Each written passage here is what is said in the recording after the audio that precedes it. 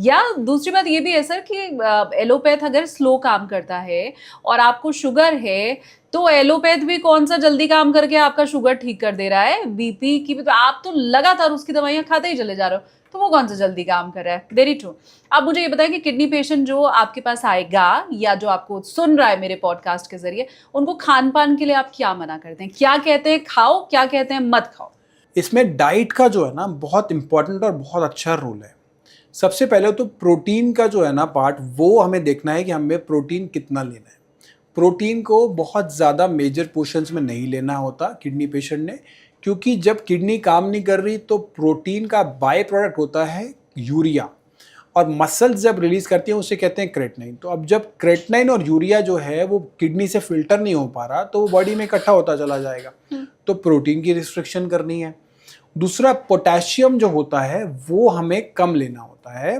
Potassium maximum fruits में potassium होता है, तो फ्रूट्स की रिस्ट्रिक्शंस होती है। अब उसमें क्या क्या ले सकते हैं फ्रूट्स में? सेब, पपीता और अमरूद आप ले सकते हो, वो भी पोर्शन कंट्रोल करने के साथ साथ। तो पोटेशियम की रिस्ट्रिक्शन है। अब हर किडनी पेशेंट अलग हो सकता है, बहुत सी बार फॉस्फेट की रिस्ट्रिक्शंस भी होती हैं। इलेक्ट्रोलाइट को बैलेंस करना भी बहुत ज़्यादा ज़रूरी होता है। किडनी के ना 100 से ज़्यादा फंक्शन है, कस्टमाइज होता है डाइट चार्ट। मैं कुछ जनरल चीज़ें बता रहा हूँ। किसी का पोटेशियम बढ़ा हुआ है, किसी का सोडियम बढ़ा हुआ है, किसी का फॉस्फेट बढ़ा हुआ है, किसी का क्रेटनाइन ज़्यादा बढ़ा हुआ है, कम बढ़ा हुआ है, डायलिसिस चल रहा है। डायलिसिस चल रहा है तो प्रोटीन निकल रहा है, तो प्रोटीन थोड़ा बहुत लेना भी पड़ेगा। दूसरा, पानी की रिस्ट्रिक्शंस भी होती है, लेकिन पानी को बिल्कुल कम नहीं करना होता, क्योंकि पानी जो है ना वो हमारी बॉडी की सारी गंदगी भी निकाल रहा होता है। हम पानी पीते हैं, वो नॉर्मल होता है हमारा, और जब यूरिन आता है तो वो एसिडिक होता है, तो हमारी बॉडी की सारी गंदगी जो है वो यूरिन के रास्ते निकल रही होती है। अब किडनी पेशेंट को पानी कम पीना होता है, क्योंकि किडनी जो है फिल्टर कम कर रही है उसको। तो पानी को जब भी पीना है उनको सिप सिप करके आराम आराम से पीना है, घूट घूट करके पीना है, और ऐसे पीना है जैसे गर्म दूध को पीते हैं पानी को।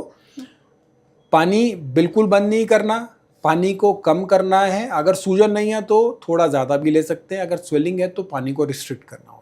बाकी थोड़ा सा कस्टमाइज और पर्सनलाइज भी डाइट होता है इन सब चीज़ों में, कंडीशन के अकॉर्डिंग। अब जितने भी हम पेशेंट को मेडिसिन देते हैं किडनी पेशेंट को, या हम उनको ट्रीटमेंट एडवाइस करते हैं, चाहे वो हम एडमिट करके करें या उनको हम आउटडोर पेशेंट बेसिस पे करें, उसमें उनका ना कस्टमाइज्ड मेडिसिन और कस्टमाइज्ड डाइट पे बहुत ज़्यादा रोल होता है। डाइट उसको उसके अकॉर्डिंग बताई जाती है, और उसको जो मेडिसिन दे रहे हैं वो भी उसकी कंडीशन के अकॉर्डिंग बताई जाती है। तो यहाँ पे बहुत ज़्यादा हमारा फोकस और एम्फोसिस रहता है। क्या इसको रिवर्स किया जा सकता है? किडनी डिजीज रिवर्स हो सकती है? सैकड़ों की संख्या में ऐसे पेशेंट्स हैं जिनकी किडनी पेशेंट जो थे, जिनका डायलिसिस चल रहा था, उनका डायलिसिस बंद हुआ है। 2 बार हो रहा था, सप्ताह में 1 बार हुआ, 10 दिन में 1 बार हुआ। ट्रांसप्लांट एडवाइस कर दिया गया था, ट्रांसप्लांट की ज़रूरत नहीं पड़ी। एक पेशेंट जो होता है ना, जब उसको पता चलता है, जनरली उसका क्रेटनाइन 2-3 होता है। अब वो जाता है नेफ्रोलॉजिस्ट के पास, उसको वहाँ पे कहा जाता है कि अब आप मेडिसिन लीजिए, अब आपका क्रेटनाइन जो नहीं बढ़ेगा। धीरे धीरे कुछ टाइम के बाद, 6 महीने 1 साल के बाद, वो क्रेटनाइन बढ़ना शुरू होता है, और 1 से 2 साल में जब वो जाता है दोबारा नेफ्रोलॉजिस्ट पे, जब उसका क्रेटनाइन 7-8 होता है, तो उसे कहा जाता है कि अब आप डायलिसिस की तैयारी कर लीजिए। अब उसको डायलिसिस एडवाइस किया जाता है।